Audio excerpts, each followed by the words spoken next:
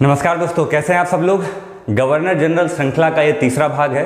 इससे पहले के दो वीडियोज़ में हमने 6 गवर्नर जनरल के बारे में बात की थी, 1772 से लेके 1813 के मध्य, जिसमें वॉरेन हेस्टिंग, कॉर्नवालिस, इसके बाद जॉन सॉरे, इसके बाद वेलेस्ली, जॉर्ज बारलो एवं लॉर्ड मिंटो प्रथम, लॉर्ड मिंटो वन के बारे में हमने डिटेल से चर्चा की थी। इसके बाद हम आते हैं 7वें गवर्नर जनरल जो हैं लॉर्ड हेस्टिंग्स के बारे में। लॉर्ड हेस्टिंग्स, जिनका कार्यकाल 13 से 1823 10 वर्षों के लिए इनका कार्यकाल था। जैसे ही आए इन्होंने हस्तक्षेप की नीति समाप्त कर दी। इसके दो प्रीवियस जो गवर्नर जनरल थे, जिनका नाम था जॉर्ज बारलो एवं लॉर्ड मिंटो, उन्होंने कोई भी वॉर नहीं लड़ा था। जैसे मैंने आपको बताया था, कोई भी बड़ा विस्तार नहीं किया था। तो इन्होंने आते ही हस्तक्षेप की नीति को समाप्त कर दिया। साथ ही साथ पहला एंग्लो नेपाल वॉर, आंग्ल नेपाल युद्ध पहला लड़ा गया 1814 से 1816 के बीच में। फर्स्ट एंग्लो नेपाल वॉर की शुरुआत हुई। 2 साल ये युद्ध चला। इसमें सुगौली की संधि हुई। एक्चुअली हुआ क्या था, जब पहली बार लॉर्ड हेस्टिंग ने अपने गवर्नर या जनरल्स को भेजा था तो उन्हें अलग अलग करके भेजा था। जब वो पहली बार लड़ाई लड़े तो उसमें उनको जीत नहीं मिली, उनको हार का सामना करना पड़ा था। इसके बाद लॉर्ड हेस्टिंग ने अपने एक जनरल थे, उनको 20,000 सैनिकों के साथ एक साथ भेजा था और उस युद्ध में नेपालियों को हार का सामना करना पड़ा था। आंग्ल नेपाल युद्ध है। इस युद्ध को गोरखा युद्ध भी बोलते हैं, क्योंकि वहाँ के गोरखा जो थे उन्होंने प्रतिरोध किया था। तो 1814 से 1816 के बीच में ये युद्ध चला, जिसके अंतर्गत सुगौली की संधि हुई। ये इंपॉर्टेंट है, सुगौली की संधि। इसके अंतर्गत हुआ क्या था, अंग्रेजों को नेपाल का कुछ भूभाग मिल गया था। साथ ही साथ अंग्रेजों का एक जो रेजिडेंट हुआ करता था वो काठमांडू में रहेगा। अर्थात जैसे सहायक संधि का प्रोविजन हुआ करते थे, उसी प्रकार अंग्रेजों का एक रेजिडेंट काठमांडू में रहेगा और कुछ क्षेत्र अंग्रेजों को इसमें प्राप्त हो गया था। इसके बाद हम बात करते हैं लॉर्ड हेस्टिंग के समय थर्ड एंग्लो मराठा वॉर। देखो, जैसे ही यहाँ से फुर्सत होते हैं तुरंत दूसरा वॉर शुरू हो जाता है। तो थर्ड एंग्लो मराठा, तृतीय आंग्ल मराठा युद्ध 1816 में स्टार्ट होता है। इस बार युद्ध की शुरुआत मराठा करते हैं, ना कि अंग्रेज। मराठा जो कुछ बची हुई शक्तियां थी वो एक साथ मिलकर आते हैं। 1816 से 18 के बीच में लड़ाई होती है। जो पेशवा थे वो युद्ध करते हैं। मराठा हार जाते हैं और पूर्णतया खत्म हो जाते हैं। अंग्रेज क्या करते हैं, जो पेशवा होते थे उनकी पेशवाई को खत्म कर देते हैं।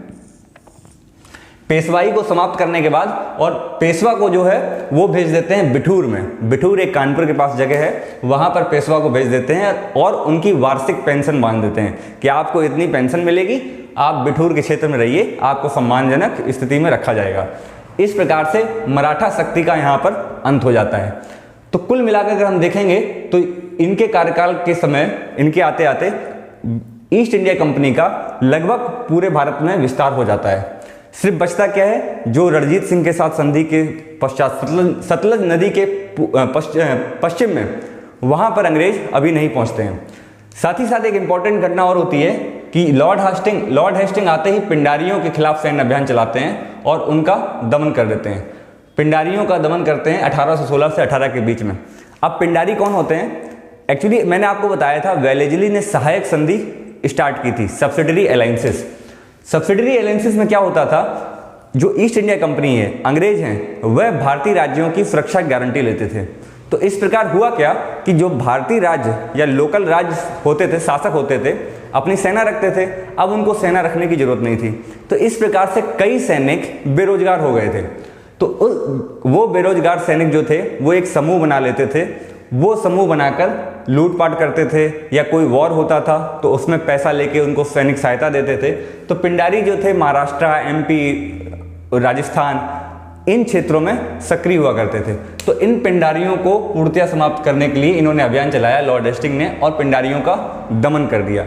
तो इस प्रकार से ईस्ट इंडिया कंपनी का लगभग पूरे भारत पर, पंजाब और सिंध को छोड़कर पूरे भारत पर इनका राजनीतिक विस्तार हो गया, एक छत्र राज हो गया। आप देखेंगे धीमे धीमे जब पूरे भारत पे आ जाएंगे तब हम आगे बात करेंगे कैसे ये बंगाल के गवर्नर जनरल भारत के गवर्नर जनरल में तब्दील हो जाएंगे।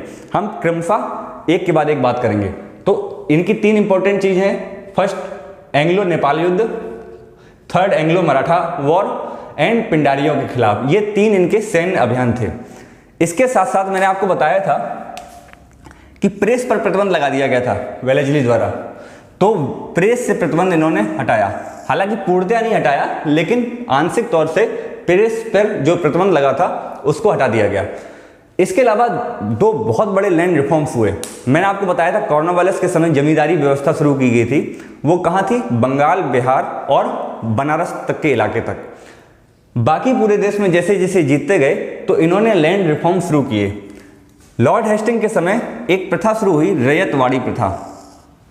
रैयतवाड़ी जो सिस्टम था उसको लागू किया गया लैंड रिफॉर्म्स के तौर पर। कहाँ पर? मद्रास में। किसके द्वारा?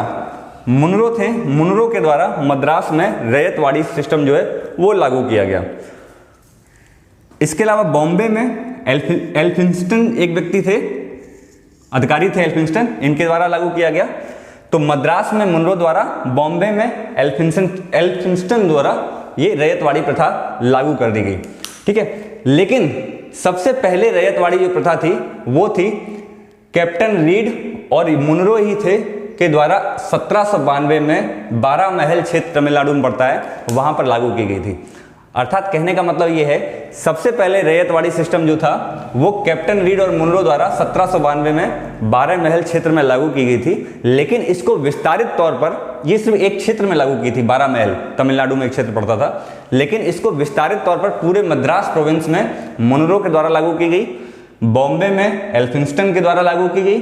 ठीक है, उस समय गवर्नर जनरल जो थे वो लॉर्ड हेस्टिंग हुआ करते थे। ठीक है, इंपॉर्टेंट है इसलिए समझ लीजिए। इसके अलावा एक इंपॉर्टेंट चीज ये, रैयतवाड़ी जो प्रथा थी वो भारत के लगभग 51% भूभाग पे थी, क्योंकि साउथ इंडिया के लगभग पूरे भूभाग पे रैयतवाड़ी सिस्टम लागू होता था। पूरा महाराष्ट्र या नीचे जितना भी साउथ था सब पे रैयतवाड़ी। मैं बता देना चाह रहा हूँ रैयतवाड़ी क्या था। जैसे मैंने आपको बताया था जमींदारी सिस्टम में क्या था, किसानों से जमीन छीन कर जमींदारों को दे दी गई थी, अर्थात जमीन के मालिक जमींदार थे, जमींदारों से अंग्रेज राजस्व वसूलते थे। रैयतवाड़ी प्रथा का मतलब था, रैयत मतलब होता है जो किसान, जो काम करने वाला है, अर्थात जमीन का जो मालिक है वो अभी भी रैयत ही हैं, मतलब किसान ही हैं। किसानों से अंग्रेज राजस्व को वसूलेंगे, किसानों से डायरेक्ट जो है अंग्रेज राजस्व वसूलेंगे, इसलिए इसका नाम है रैयतवाड़ी प्रथा। इसमें एक अच्छी बात ये थी कि किसानों के पास उनकी ज़मीन का मालिकाना हक बना रहा, ये एक अच्छी बात थी। इसमें जमींदारी में किसानों की दुर्दशा थी क्योंकि उनकी ज़मीन ही उनसे ले ली गई थी। इसके अलावा दूसरा रिफॉर्म जो किया गया, महालवाड़ी सिस्टम, महलवाड़ी प्रथा। ये एक अंग्रेज अधिकारी थे हॉल्ट मैकेंजी, इनके द्वारा 1822 में लागू की गई। कहाँ लागू की गई? एमपी, पश्चिमी यूपी, पंजाब में। जो भारत का पश्चिमी इलाका है वहाँ पर ये महलवाड़ी सिस्टम लागू किया गया। लगभग 30% भाग पे, लगभग 30% भूभाग पे महलवाड़ी सिस्टम लागू किया गया।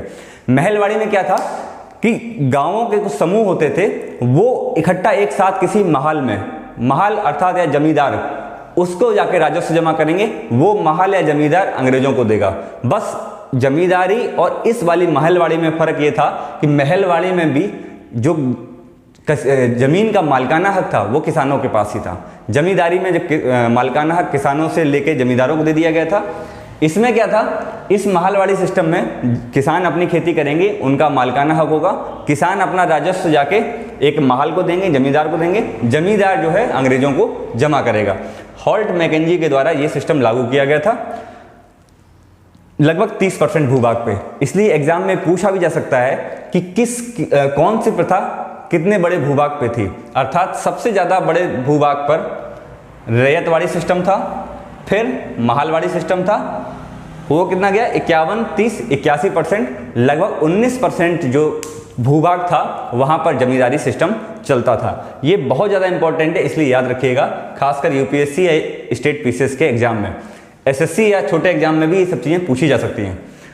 ये था लॉर्ड हेस्टिंग्स का कार्यकाल 1823 में।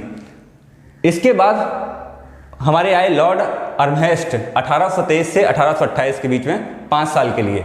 लॉर्ड हेस्टिंग्स के बारे में एक बात और बताना चाहूँगा, 1821 में ही इन्होंने रिजाइन कर दिया था, लेकिन किसी कारणवश ये 2 साल तक टिके रहे।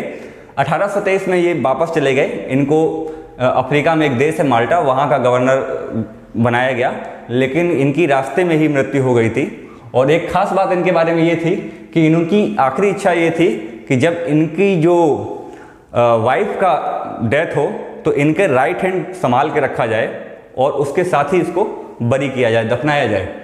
तो ये एक अजीब सी इच्छा थी, उसको पूरा भी किया गया। तो लॉर्ड हेस्टिंग्स की ये पूरी एक कहानी थी। इसके बाद लॉर्ड आर्महेस्ट आते हैं 1823 से 1828 के बीच में। इनके कार्यकाल के दौरान कोई बड़ा काम नहीं हुआ, सिर्फ एक जो फर्स्ट बर्मा युद्ध था, ठीक है, जिसको आज म्यांमार बोलते हैं, तो पहला बर्मा युद्ध जो था इनके द्वारा इनके कार्यकाल में लड़ा गया था 1824 में। बस इतना सा ही इनके लिए इंपॉर्टेंट है। एक्चुअली ये जल्दबाजी में बनाए हुए गवर्नर जनरल हैं। इनके बाद एक गवर्नर जनरल आते हैं जो एक्टिंग गवर्नर जनरल थे, लेकिन उनका भी कोई ज़्यादा बड़ा काम नहीं था, बहुत कम समय के लिए थे। ये लॉर्ड आर्महेस्ट जो थे एकदम नए नए थे, इनको 5 साल के लिए बनाया गया था। इनके समय एक फर्स्ट बर्मा वॉर हुआ। ये इंपॉर्टेंट इसलिए याद रखिएगा कि पहला बर्मा युद्ध कब हुआ था, 1824 में। अंग्रेज जीत गए थे। जो भी अराकान प्रांत है, जहां आप सुनते हैं कि इस समय रोहिंग्या का मुद्दा चलता है, अराकान प्रांत वगैरह को इन्होंने जीत लिया था। तो ये थी हमारी कहानी 1823 से लेकर 1828 तक। ये बहुत ज़्यादा इंपॉर्टेंट है। इसके बाद आते हैं नवे गवर्नर जनरल ऑफ बंगाल। यहाँ से कहानी बहुत ज़्यादा चेंज होगी भारत के इतिहास में। नवे गवर्नर जनरल हमारे पास जो हैं उनका नाम है विलियम बेंटिक। 1828 से 1835 तक के बीच का कार्यकाल था इनका। 7 वर्षों तक ये भारत में रहे। 7 वर्षों के बीच में इन्होंने काफ़ी ज़्यादा सामाजिक एवं प्रशासनिक सुधार किए। एक्चुअली हुआ क्या कि जब ये गवर्नर जनरल थे भारत में, उस समय पूरी दुनिया में उपयोगितावादी विचारकों का एक दौर चल रहा था। यूटिलिटेरियन जो विचारक थे उनका दौर चल रहा था। उपयोगितावादी विचारक कहते थे अधिकतम मनुष्यों को अधिकतम सुख देना चाहिए, यही शासन और प्रशासन का लक्ष्य होना चाहिए, ज़्यादा से ज़्यादा लोगों को सुख प्राप्त हो, यही मनुष्य की जीवन जो है उसका ध्येय है। तो उपयोगितावादी विचारकों से ज़्यादा प्रभावित थे, मतलब मेटेरियलिस्टिक लाइफ को ज़्यादा तवज्जो देते थे। जबकि भारत में क्या थी, स्पिरिचुअल लाइफ या आध्यात्मिक या धार्मिक कर्मकांड की लाइफ हुआ करती थी। तो ये जो थे वो भारतीय परंपराओं, कर्मकांडों या अध्यात्म को नहीं मानते थे। तो इसलिए इन्होंने क्या किया, बहुत से सामाजिक एवं प्रशासनिक सुधार किए। हालांकि भारत आध्यात्मिक था, लेकिन बहुत सी कुरीतियां भारत में थी। तो इनका श्रेय जाता है कि इन्होंने बहुत से सामाजिक एवं प्रशासनिक सुधार किए। पहले हम देख लेते हैं इन्होंने सामाजिक सुधार क्या क्या किए। बड़े ही रिस्क लेके इन्होंने बहुत ढेर सारे सामाजिक सुधार किए। उसमें सबसे पहले था सती प्रथा का उन्मूलन। 1829 आते ही इन्होंने 1828 के बाद 1829 में सती प्रथा का उन्मूलन किया। राजा राम मोहन राय ने इनके प्रयासों को साथ दिया, इनके प्रयासों में साथ दिया। उन्हीं के प्रयासों के साथ साथ सती प्रथा का उन्मूलन हो सका था। एक्चुअली सती प्रथा के लिए तो मामला ब्रिटेन की प्रिवी काउंसिल तक चला गया था, क्योंकि यहाँ के लोगों ने यहाँ कलकत्ता की सुप्रीम कोर्ट में याचिका डाली, वहाँ से रिजेक्ट हुए। वो लोग वहाँ वापस ब्रिटेन में पहुँच गए सती प्रथा जो थी उसको बनाए रखने के लिए। लेकिन राजा राम मोहन राय ने कुछ एविडेंसेस या तथ्यों के साथ अपनी बात रखी और उनकी बात मानी गई और सती प्रथा को उन्मूलन करने के लिए कानून बन गया। दूसरा बड़ा प्रयास था ठगों के विरुद्ध कार्रवाई। अब यहाँ आप देखेंगे ठग कौन होते हैं। ठग नॉर्मल वो नहीं जो पैसे चुराते हैं, यहाँ ठग वो लोग हैं, ठग ऐसे लोग हुआ करते थे जो मनुष्यों की बलि देते थे देवी को खुश करने के लिए। एक्चुअली कोलकाता या बंगाल के इलाकों में हिंदू और मुसलमान दोनों ही धर्मों के लोग उस समय माँ काली या अन्य देवियों की पूजा करते थे और मानते थे कि अगर इनको बलि देंगे तो देवी खुश हो जाएंगी। तो वो क्या करते थे, राह चलते किसी को भी पकड़ते थे और बलि दे देते थे। और उनका विश्वास ये था कि इस व्यक्ति की मृत्यु हो रही है, ये इसका भाग्य है और हमें इसको मारने में कोई मतलब कि परेशानी नहीं होनी चाहिए, क्योंकि वो उनका मानना था कि ये बलि जो है, बलि देने से देवी खुश हो जाएंगी। तो ये ठगी प्रथा होती थी। विलियम बेंटिक ने ये पूर्णतः प्रयास किया कि इस ठगी प्रथा को खत्म करना है। इसके लिए उन्होंने एक अधिकारी कैप्टन स्लीमैन को नियुक्त किया, खास स्पेशली इसी के लिए कि ये प्रथा खत्म ही करनी है। तो उन्होंने उनको नियुक्त किया। इन्होंने क्या किया, लगभग 1500 ठगों को गिरफ्तार किया, कुछ को फांसी दे दी, कुछ को उम्र कैद दे दी। कुल मिला के 1837 तक 1837 तक जो ठगी थी इसको समाप्त कर दिया गया। जो ठगी प्रथा थी उसको कंप्लीटली समाप्त कर दिया। किसने इसमें योगदान दिया? कैप्टन स्लीमैन ने। इसके अलावा बच्चों एवं भ्रूण हत्या बच्चों की बलि दी जाती थी, छोटी छोटी बच्चियों की भ्रूण हत्या की जाती थी। उस भ्रूण हत्या या बलि प्रथा को कंप्लीटली बैन किया गया विलियम बेंटिक के कार्यकाल में। इसके अलावा कोड़े मारने की सजा, इसको भी खत्म किया गया विलियम बेंटिक के प्रयासों से कि कोड़े मारने की सजा जो है मनुष्यों के लिए नहीं है, कोड़े मारने की सजा को खत्म किया गया। साथ ही साथ इनके कार्यकाल में अफीम की खेती जो होती थी उसका विनियमन किया गया। अफीम की खेती को रेगुलेट किया गया। भारत में जो खेती होती थी अफीम की, मादक पदार्थ होता है, उस पर कोई रोक टोक नहीं थी, कोई मतलब नहीं था, कोई भी कर सकता था। तो अफीम की खेती को पहली बार रेगुलेट किया गया। साथ ही साथ लाइसेंस दिए गए कि जिन व्यक्तियों के पास लाइसेंस होंगे वही अफीम की खेती अब कर पाएंगे। तो ये कुल मिला के सामाजिक सुधार इनके समय में किए गए।